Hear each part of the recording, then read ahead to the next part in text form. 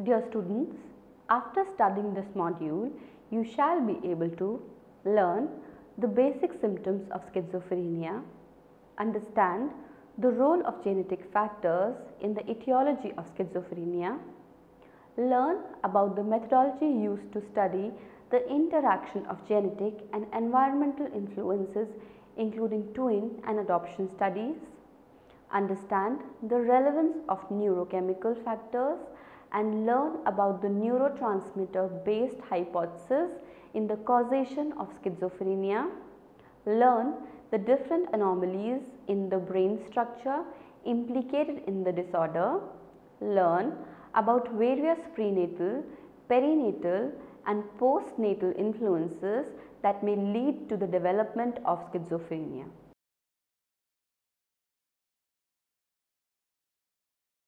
Schizophrenia is a major disorder affecting all the significant aspects of an individual's behavior. It involves a major breakdown from reality. It is a split into the individual and his world. The cognitive symptoms include delusions, derailment of thought, neologisms, perseveration, clanging of words, thought insertion, external control of thoughts, etc. The affective symptoms include flattening of affect, inappropriateness of emotions and feelings vis-a-vis the environment, apathy, indifference or predominance of some consistently prevailing emotions. The motor behavior is also disturbed, marked by stupor, negativism, mutism, echolalia, echopraxia and vexiflexibility. There is a breakdown of attention and perceptual processes also. They are characterized by hallucinations, perceptual distortions, illusions, breakdown in selective perception, etc. This major clinical disorder is most prevailing across the world. A large number of investigations are carried on to study its causation and the possible treatments. Of all psychological disorders, schizophrenia is perhaps the most complex. Although highly studied, there still is some ambiguity regarding its conceptualization. Many questions about schizophrenia are yet to be answered. The most complicated question is that of causation. Like most other disorders, the causation cannot be pinned down on a single factor. The development of schizophrenia is influenced by various factors like genetic, neurochemical, brain structure, other biological and environmental influences as well as psychological and social factors. There is a complex interplay of genetic and environmental influences. Genetic factors. Schizophrenia, among all the psychological disorders, has the strongest genetic implications. It has been studied extensively. The research on the genetic basis of schizophrenia involves several types of studies including family studies, studies of twins and offspring of twins, adoption studies and linkage and association studies involving molecular genetics. We shall look into some studies of each type to arrive at an overall contribution of genetics to the etiology of schizophrenia. Family studies. Schizophrenia has strong evidence of running in families. The percentage of risk of developing schizophrenia in an individual is greatly associated with the closeness of relatedness to a family member with schizophrenia.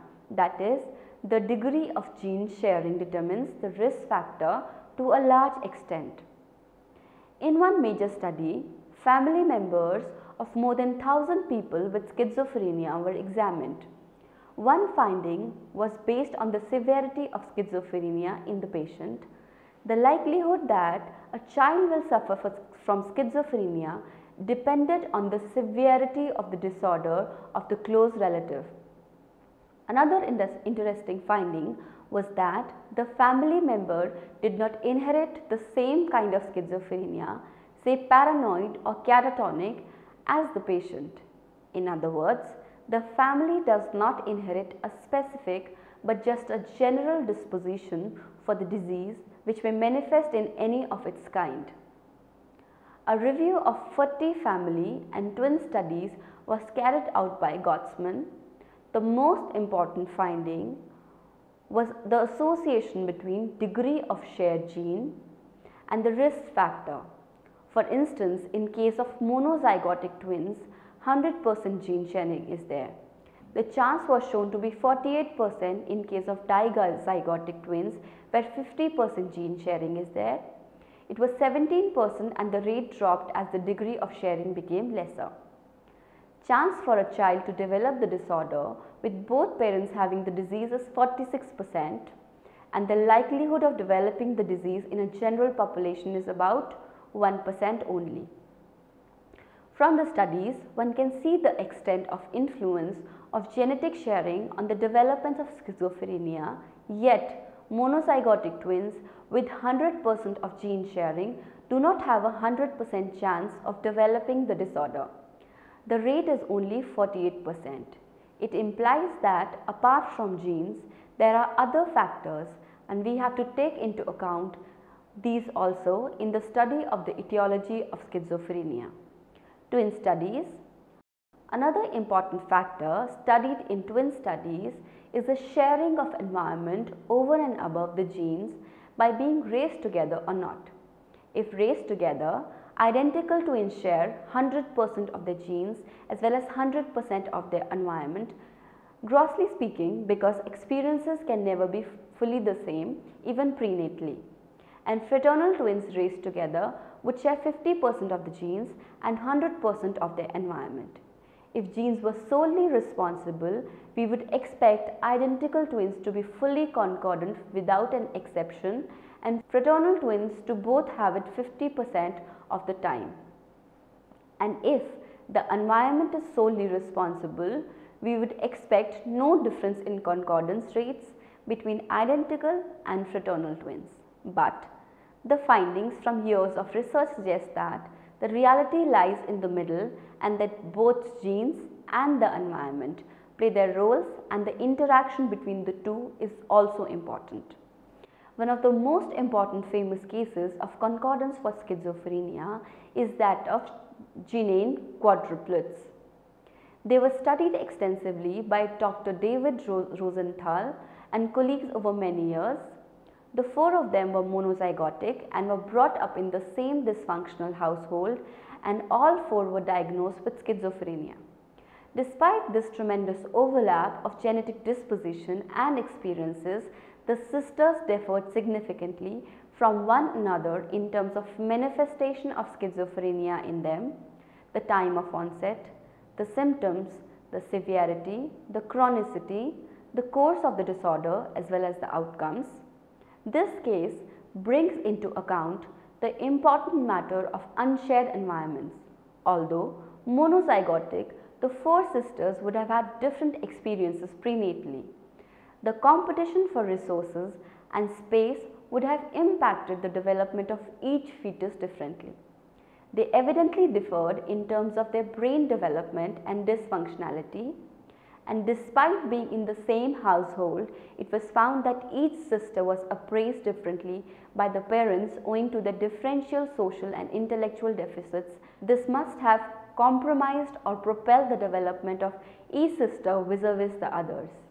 Studies on offspring of twins. Studies on offspring of twins provide important implications in the concept of recessive genes in schizophrenia or the concept of carriers. In one such study, 21 identical twins and 41 fraternal twins and their children were studied. The intention was to find out the likelihood that the child would develop schizophrenia if the parent is non-schizophrenic but whose twins was schizophrenic. The likelihood differed if the parent is schizophrenic but the twin isn't.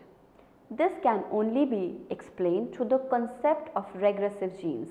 This means that you can have genes that predispose you to the disease but not develop it yourself, and can still pass on the gene to your children. That is, you can be a carrier for schizophrenia. Adoption studies. Adoption study is another way of looking into the role of genetics and environment. The concordance rates are compared for biological and adoptive relatives of an adopted person with schizophrenia who was adopted out of the biological family at an early age. Higher rates for biological relatives would argue for a strong genetic influence, whereas higher rates for adoptive relatives would invariably be an evidence for environmental influences. The children adopted in foster parents are followed up to see if the disorder will occur in them too.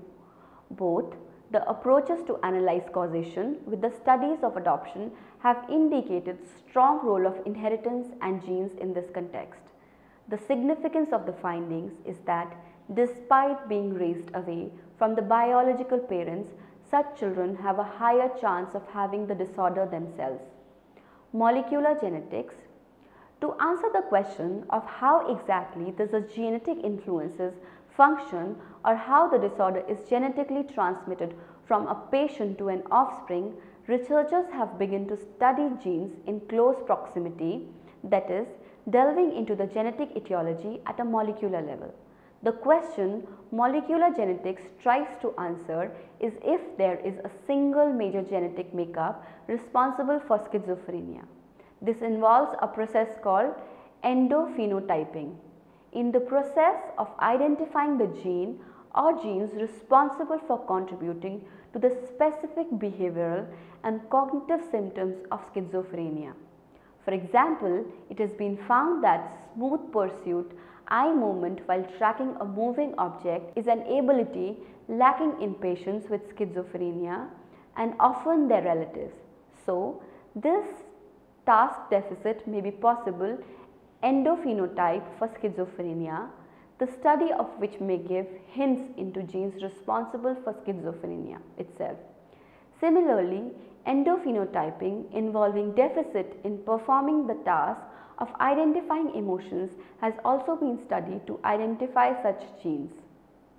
The research has been very slow owing to the difficulty of the task, and findings have increasingly begun to show that rather than a single schizophrenia gene, schizophrenia involves several genes working together to confer susceptibility to the disorder. Research has been paying attention to several chromosomes including 2, 3, 5, 11, 14, 20 and particularly the 1st, 6th, 8th and the 22nd. It has become apparent that these genes not only play a role in schizophrenia but also in various other psychotic disorders of the schizophrenia spectrum. So, there seems to be a pool of genes that are responsible for the schizophrenia spectrum disorders. Neurochemical factors. Advancements in technology and pharmacology have presented strong evidence for the role of biochemical factors in schizophrenia. The chemical imbalance notion of causation holds that certain alterations in brain chemistry are linked with certain alterations in mental states. This includes hormonal and neurotransmitter systems and changes in their functioning. In the development of schizophrenia, there are two major neurotransmitters related hypotheses, the dopamine and the glutamate hypothesis. The dopamine hypothesis of schizophrenia. The basic hypothesis postulates that overactivity of neurotransmitter dopamine is associated with schizophrenic breakdown. It may happen due to the larger than normal number of dopamine containing neurons, inefficiency of the reuptake mechanisms, oversensitivity of the postsynaptic membrane of neurons containing dopamine, lack of enzymes in the synaptic cleft to break down dopamine, etc. The activity of the dopamine neurotransmitter system seems to have a pattern in patients with schizophrenia. The hypothesis was derived from certain observations. A. The drug chlorpromazine, also known as thorazine, and other antiseptic drugs used in treating schizophrenia were found to be very effective. It was then discovered that these drugs have the ability to block dopamine receptors, thereby reducing the level of the neurotransmitter activity. The abuse of amphetamines drugs evokes psychotic symptoms like paranoia, and hallucinations, which are very similar to symptoms of schizophrenia. Because of these, substances produce a functional excess of dopamine in the brain. In the treatment of Parkinson's disease, the drug L-Dopa was found to have certain side effects which included psychotic symptoms similar to schizophrenia. Parkinson's disease is caused by low levels of dopamine, and L-Dopa is given to increase the availability of dopamine. When dopamine levels rise, they help motor movements, but as side effects produce symptoms of schizophrenia. When schizophrenia is treated with drugs like chlorpromazine that lower the levels of dopamine, the side effect may manifest as tardive dyskinesia.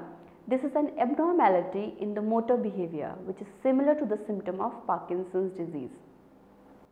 These observations lead researchers to hypothesize that schizophrenia can be caused due to an excess of dopamine activity. However, the underlying mechanism is still unclear. That is, how exactly dopamine induces psychotic symptoms. One theory is that of aberrant salience. The activity of the dopamine system seems to influence the salience we give to internal and external stimuli. So, high dopamine levels may lead individuals to perceive previously insignificant stimuli as important, and they may try to assign meaning to these stimuli.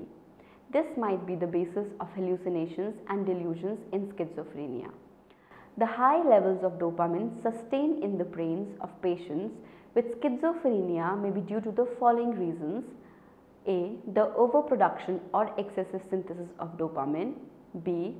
The excessive release of dopamine into the synapse. C. The slow metabolism of dopamine present in the synapses. D. The low levels of reuptake and recycling of dopamine back into the neuron. E. The mimicking by the dopamine receptors.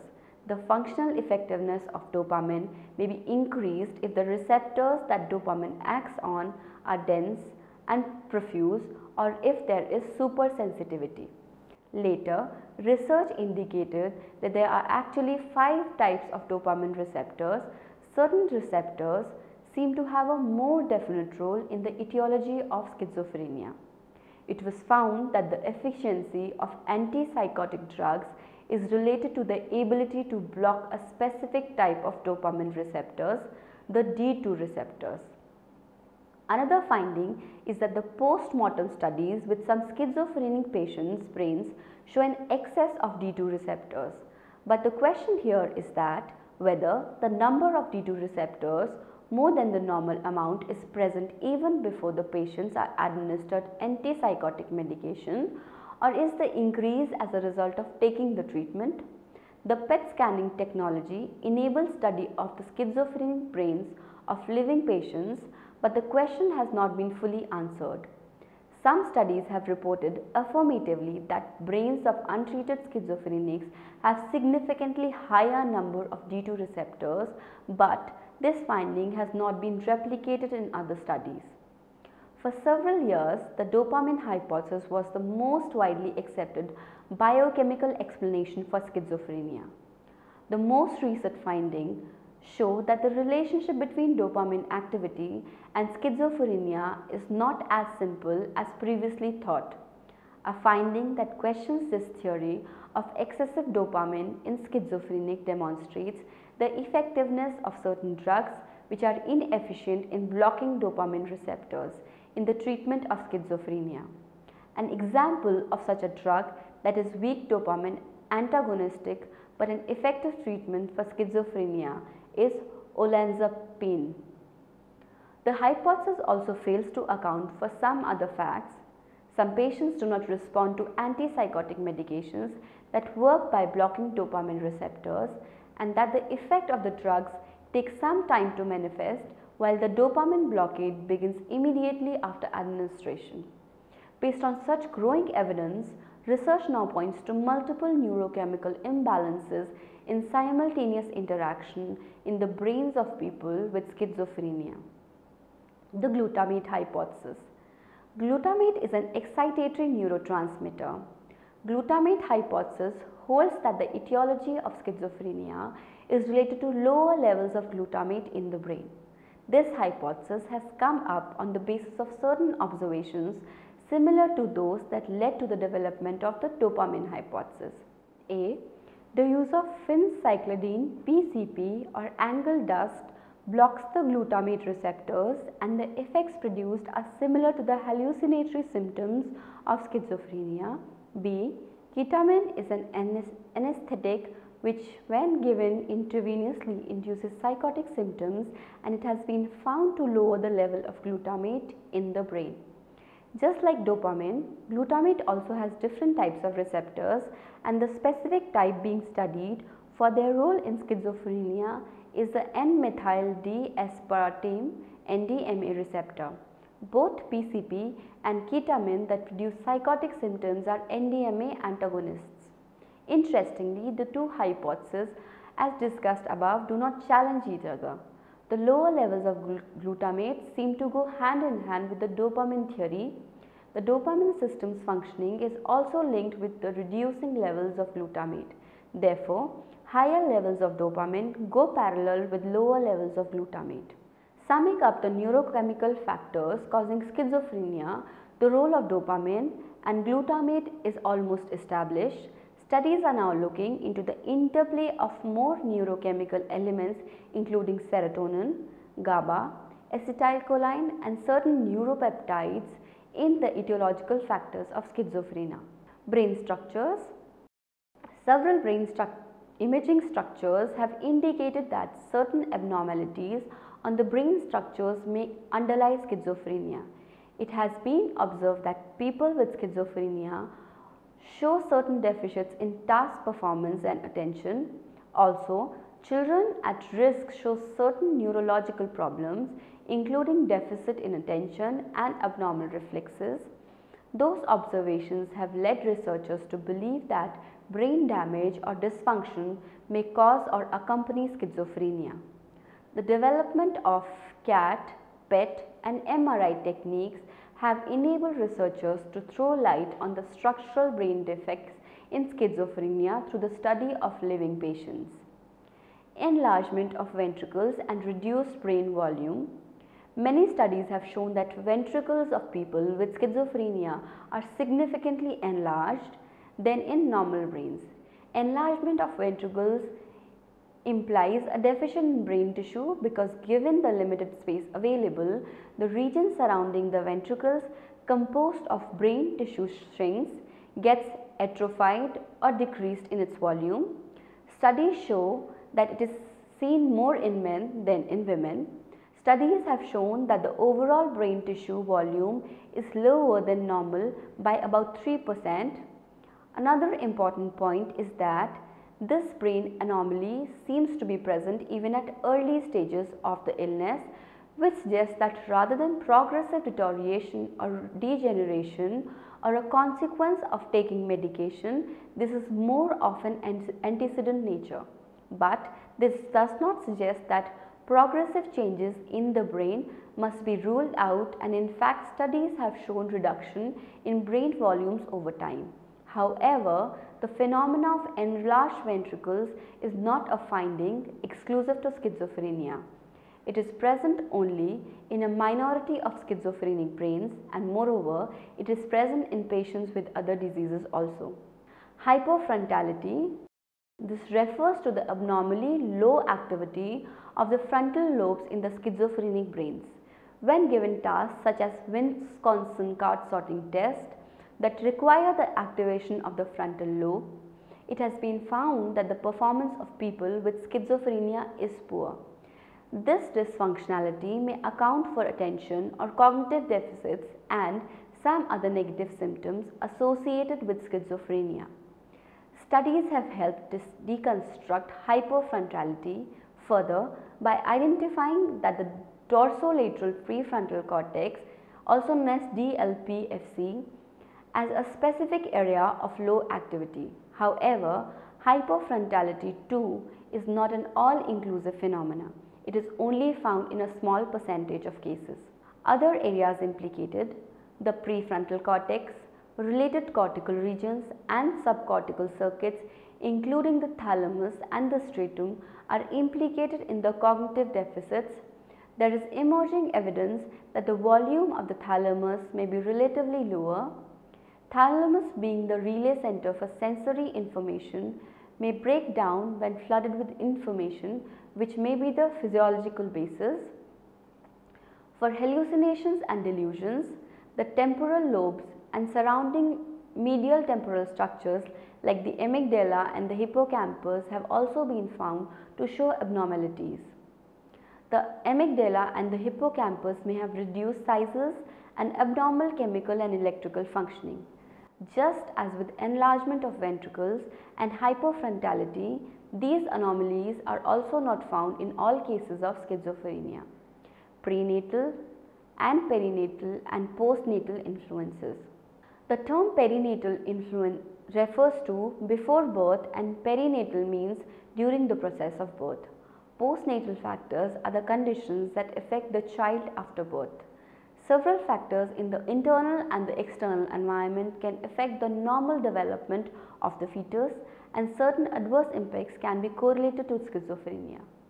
Some environmental conditions in this context are described below. Exposure to influenza and viral infections.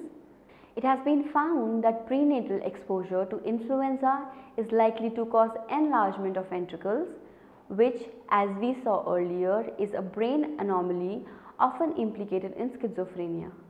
A large study was done after a severe influenza epidemic in Finland, and it was found that those whose mothers had been in the second trimester of their pregnancy during the epidemic had a higher chance to have schizophrenia.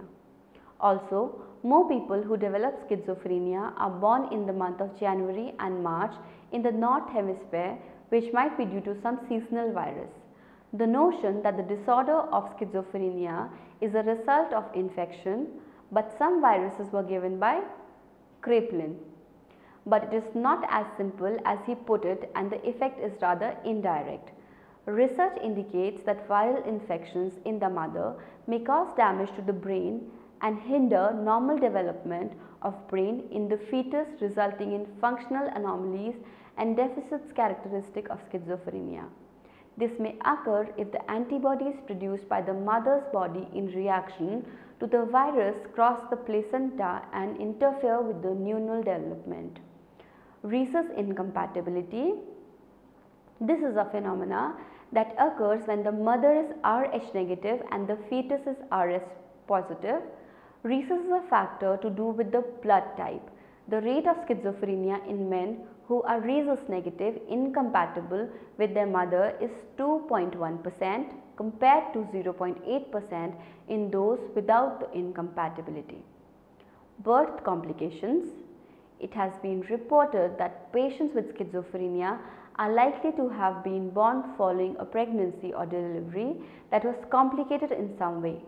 Complications may be in the form of breech delivery, entanglement of the umbilical cord around the baby's neck, prolonged labor, etc., and all these are likely to affect the oxygen supply of the baby.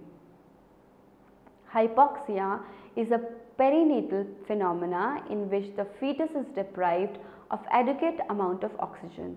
The lack of oxygen may cause damage in the brain cells. Malnutrition. Lack of proper nutrient intake by the mother and hence a deficiency in the fetus can also hamper normal brain development. A study on children conceived during the time of Dutch hunger winters showed that they had twice the risk of developing schizophrenia. In conclusion, most of the pre and perinatal influences are associated with improper brain development. The critical period of brain development is the second trimester. During this time, neural migration and interneural connections develop. Therefore, the occurrences of negative influences like infection are most detrimental if present during this period in the pregnancy. Abnormal neural and brain development results in cognitive and other deficits that are hallmarks of schizophrenia. Summary. Schizophrenia is a disorder which split from reality. It includes abnormality in cognitive, affective, attention, perceptual and motor behavior. Schizophrenia is caused due to genetic abnormalities. The dopamine hypothesis holds that schizophrenia is caused due to an excess of dopamine activity in the brain. The glutamate hypothesis holds that schizophrenia is related to lower levels of glutamate in the brain.